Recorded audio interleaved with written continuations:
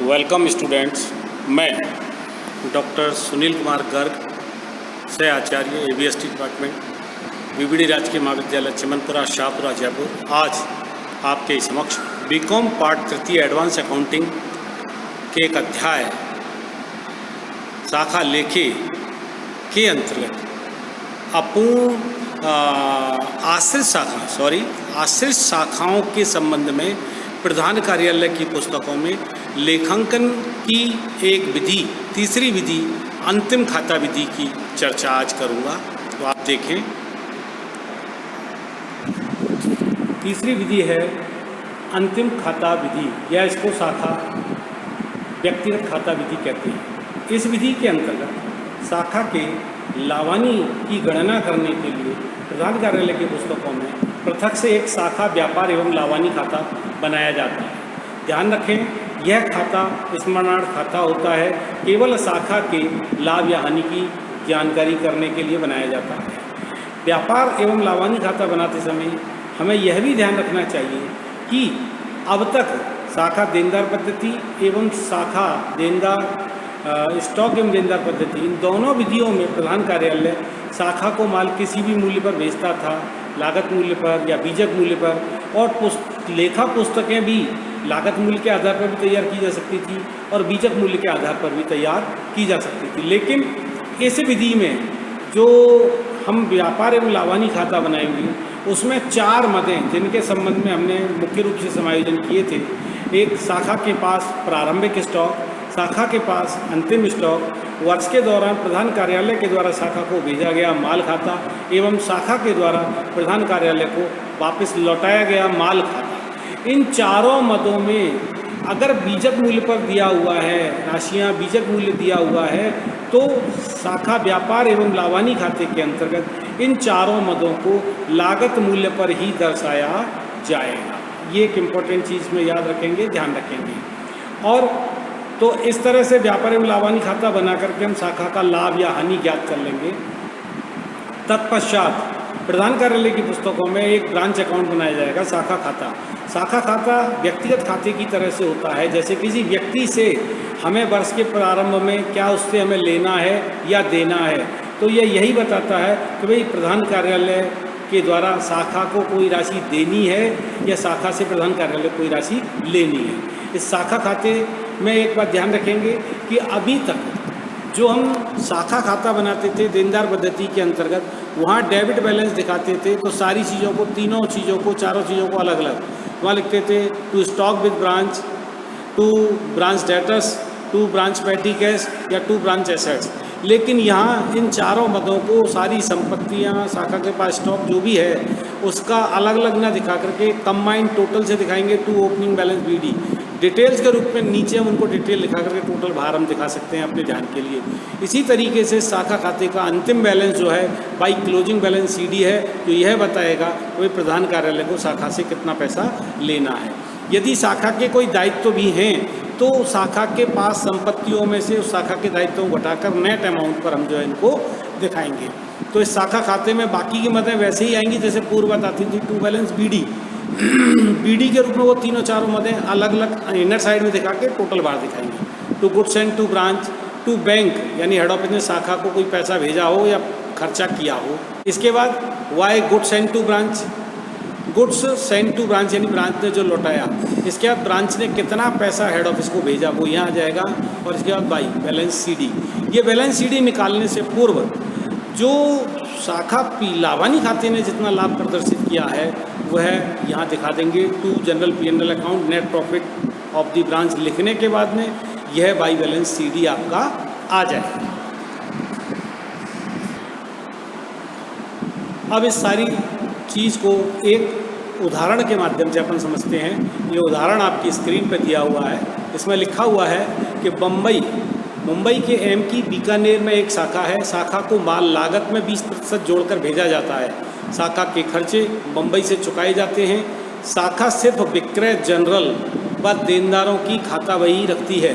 शाखा द्वारा दी गई सूचना से 31 मार्च 2016 को समाप्त हुए वर्ष के लिए शाखा का व्यापार व लाभानी खाता तथा प्रधान कार्यालय की पुस्तकों में शाखा खाता बनाइए। तो जब शाखा का व्यापार एवं लाभानी खाता बनवाता है तो ये इस बात का द्योतक है कि यह प्रश्न, यह उदाहरण हमें तीसरी विधि अंतिम खाते विधि से हल करना है। तो शाखा व्यापार एवं लाभानी खाता बना करके शाखा का लाभ निकाल लेंगे, तत्पश्चात फिर शाखा खाता प्रधान कार्यालय की पुस्तकों में हम बनाएंगे, और ये भी प्रधान कार्यालय की पुस्तकों में ही बनेगा, शाखा व्यापार एवं लाभानी खाता। फिगर्स हैं opening stock, closing stock, credit sales, cash sales. Opening stock, closing stock received from debtors, sundry debtors as on 31 March 16 का क्लोजिंग डेटर्स दिए हुए हैं। गुड्स रिसीव फ्रॉम एचओ, शाखा कहती है भाई एचओ से माल मिला। Expenses paid by HO for branch 5200 रुपये। All cash collected by the branch from the sale of goods is credited daily to the HO account in local bank. तो ये opening stock, closing stock, credit sales, cash sales और यह जो है आपका goods receive from HO और expenses, ये सारी मदें जो है ब्रांच ट्रेडिंग और P&L से संबंधित है। लेकिन ध्यान रखेंगे कि ये लागत में 20% जोड़ के बेचती है, तो लाभ के एलिमिनेशन के लिए, लागत निकालने के लिए, माना लागत 100 में 20 जोड़ेंगे तो 120, तो 100/120 के आधार पर निकालेंगे। चलें आगे। यह आपको दिया हुआ है सॉल्यूशन में। सबसे पहले branch trading and P&L account to opening stock with branch. Opening stock with branch हमने ट्रेडिंग अकाउंट में दिखा दिया, डेबिट में 25,000, इसको 100/120 किया तो 20,833 रुपये कॉस्ट इसकी हमने बाहर दिखा दी। क्लोजिंग स्टॉक भी आपको दिया हुआ था क्वेश्चन फिगर में 19,000, उसको भी 100/120 किया तो एक क्रेडिट साइड में दिखा दिया भाई closing stock with branch 15,833। Head office ने वर्ष के दौरान शाखा को जो माल भेजा वो 16,800 रुपये का था, जो आपको क्वेश्चन फिगर में दिया हुआ है। तो इसकी भी लागत पे दिखाएंगे, जैसे मैंने पूर्व में बताया था 100/120 करेंगे, 16,800 का बाहर 14,000 रुपये आ जाएगा। बाई सेल्स बाई ब्रांच के द्वारा बिक्री की कैश सेल्स 8,750 रुपये, क्रेडिट सेल 10,500 रुपये, टोटल आपका 19,250।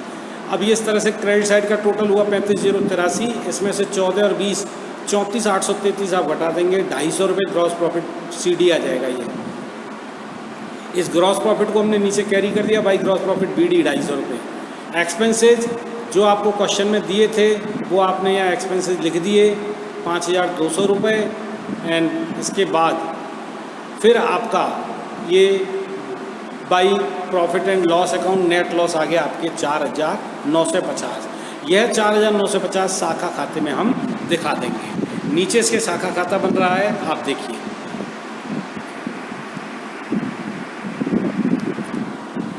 इस शाखा खाते में सबसे पहले हमने लिख दिया to balance BD। To balance BD में ब्रांच स्टॉक की कॉस्ट प्राइस दिखा दी जो हमने लिखी थी 20,833 रुपये, 25,000 को चेंज किया था। ये टू ब्रांच डेटर्स का जो पैसा है, ये चूंकि इस क्वेश्चन फिगर में ओपनिंग बैलेंस डेटर्स का नहीं दिया हुआ है, तो ये मेमोरेंडम डेटर अकाउंट बना करके निकाला जाएगा। इसके बाद हेड ऑफिस को ब्रांच ने जो पैसा भेजा है वह हेड ऑफिस ने क्रेडिट कर दिया बाई बैंक। ऊपर कैश सेल्स का पैसा तो 8,750 और देनदारों से मिला हुआ पैसा 11,950 जो क्वेश्चन फिगर में दिया हुआ है, और इस तरीके से 20,700 रुपये हमने बाहर दिखा दिए। प्रॉफिट होता तो डेबिट साइड में लिख देते to general P&L account. Loss है तो इसलिए लिख देंगे by general P&L account net loss, और नेट लॉस ये 4,950 रुपये वही है जो ट्रेडिंग एंड P&L अकाउंट में प्रदर्शित हो रखा है, तो 4,950 रुपये हम यहाँ लिख देंगे। देन इसके बाद ये ब्रांच अकाउंट का ही रिमेनिंग पार्ट है ऊपर। तो हमने ओपनिंग शाखा के पास ओपनिंग स्टॉक जो है और देनदारों को प्रारंभिक राशि डेबिट में दिखा दी थी, और शाखा ने हेड ऑफिस को जो राशि भेजी वो क्रेडिट दिखा दी थी। शाखा अब हमने यहाँ लिखा कि भाई हेड ऑफिस ने जो है शाखा को गुड्स एंड टू ब्रांच जो है वो कितना माल भेजा, लागत उसकी 14,000, और बैंक अकाउंट में खर्चे के लिए या संपत्ति के लिए जो भी पैसा भेजा है वो सारा यहाँ जाएगा टू बैंक अकाउंट एक्सपेंसेस का 5,200 रुपये। लॉस को हम पहले दिखा चुके हैं ऊपर, इस तरीके से यह आ जाएगा बाई बैलेंस CD, और बाई बैलेंस CD यह बैलेंस का जो फिगर है ये हमारा टैलिड होना चाहिए। एक तो ब्रांच स्टॉक अकाउंट, तो स्टॉक का जो कॉस्ट प्राइस है वो 15,833 रुपये है और बाई ब्रांच डेटर्स का क्लोजिंग बैलेंस है 4,580 रुपये और दोनों का योग बाहर आप दिखाएंगे 20,413 रुपये। तो ये 20,413 रुपये से इसका मिलान होना चाहिए, बैलेंस से मिल जाएगा। नीचे आप देखेंगे मेमोरेंडम ब्रांच डेटर्स अकाउंट बनाएंगे। टू बैलेंस बीडी ये हमने बैलेंसिंग फिगर से लिखा है, निकाला है। ये मैंने आपको शुरू में बताया था कि ब्रांच अकाउंट में जो डेबिट साइड में दिखा रखा है वो बैलेंसिंग फिगर से। क्रेडिट सेल ऊपर दे रखी थी क्वेश्चन में, 10,500 रुपये डेटर्स के डीआर में लिख दिया। देनदारों से जो पैसा वसूल हुआ 11,950 रुपये वो सीआर लिख दिया। अब बाई क्लोजिंग बैलेंस सीडी, जो बैलेंस सीडी क्लोजिंग डेटर्स जो है 4,580 दिया। इस तरह से 16,530 जो क्रेडिट साइड का टोटल है उसमें से 10,500 रुपये अगर आप घटा दें तो ये 6,030 रुपये जो है ये ओपनिंग बैलेंस देनदारों को बचेगा और ये बैलेंसिंग फिगर होगा। इसको हम आगे दिखा देंगे। धन्यवाद।